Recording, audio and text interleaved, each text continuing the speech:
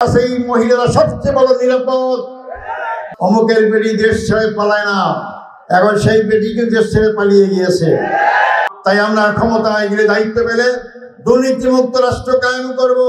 এবারে নির্বাচন শুধু ক্ষমতা বদল নির্বাচন নয়, এবারে নির্বাচন আদর্শিক পরিবর্তন নির্বাচন।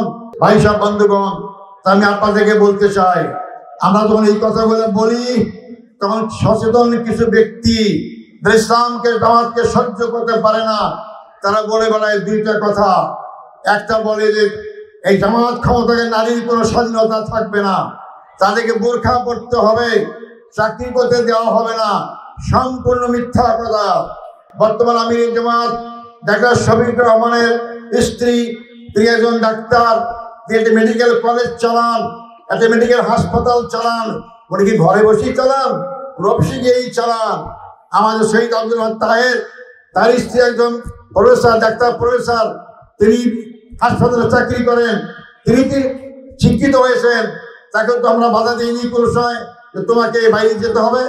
আমরা স্বাধীনভাবে চলতে পরামর্শ দেই, এই স্বাধীনভাবেই চলার ব্যবস্থা করবো ইনশাল্লাহ। আমরা ইসলাম পন্ডিতের কাছেই মহিলারা সবচেয়ে বড় নিরাপদ।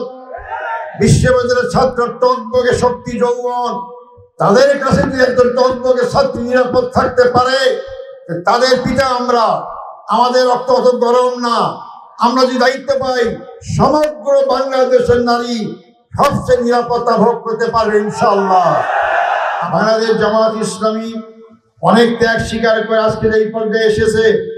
যারা মনে করেছিলেন ফুৎকারে বাংলাদেশ জামাত ইসলামী নিশ্চিহ্ন করতে পারবে, তারা আজকে নিশ্চিহ্ন হয়ে গেছে। আমরা কথায় কথায় শুনতাম অমুকের বেটি দেশ ছেড়ে পালায় না, এখন সেই বেটিকে দেশ ছেড়ে পালিয়ে গিয়েছে। জামাত যারা দেশ চালিয়েছি, দেশ চালাতে চায়, তাদের মধ্যে সততা নাই। তারা নিজের আখের গুছায়, নিজের সম্পদ দেশেই না বিদেশে পাচার করে। আমার দেশ গরিব নয়, 54 বছর গরিব করে রাখা হয়েছে আমার দেশকে।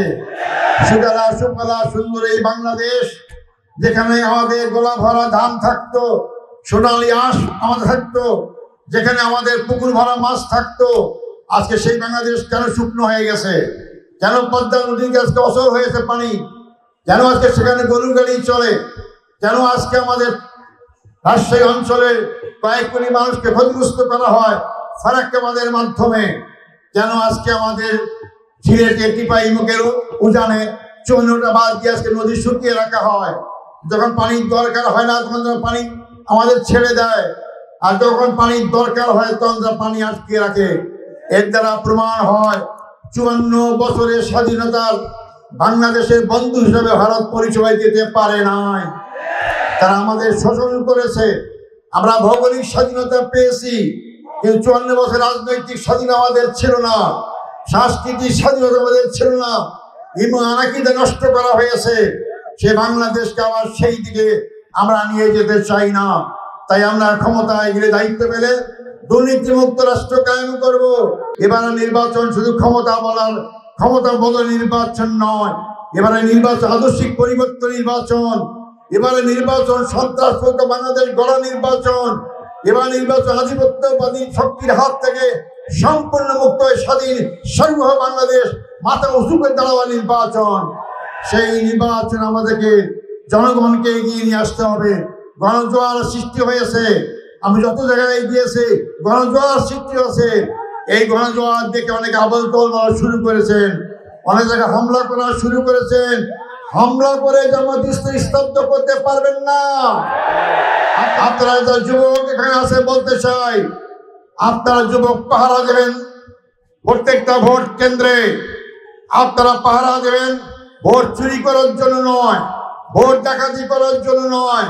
তবে যারা ভোট দিতে বাধা দেবে, যারা ব্যালট বাক্স ছিনতাই করতে আসবে, তারাও দুহাত নিয়ে আসবে। আপনারা দুহাত আসেন, তারা যেন দুহাত ফেরত নিয়ে যেতে না পারে।